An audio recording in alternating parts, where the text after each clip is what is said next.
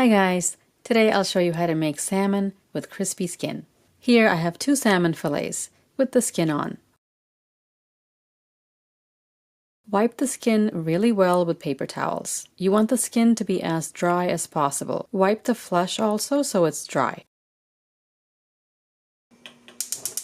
Heat up a pan until it's very hot. I'm using cast iron because it's like using a nonstick pan, but so much better, especially for getting a crispy skin. You can use a stainless steel pan or nonstick pan as a last resort. When the pan is hot, add just a tablespoon or 2 of oil and swirl it around so the bottom is evenly coated.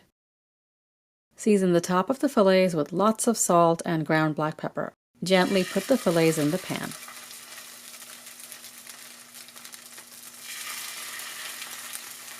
Cook on medium heat for 5 minutes until the skin is brown. You can see the bottom of the fillets is brown, so it's time to turn them over. Put a thin steel spatula under the fish to make sure the fillets come off easily, like this. You can see how easily the fish is moving around the pan.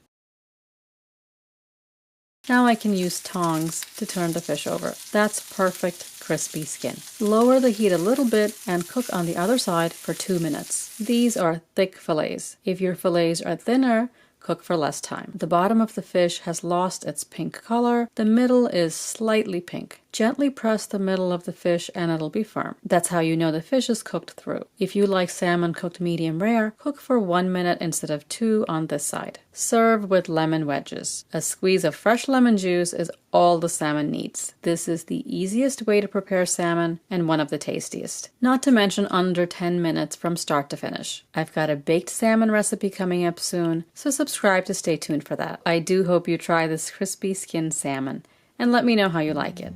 I'll see you next time. Thanks for watching.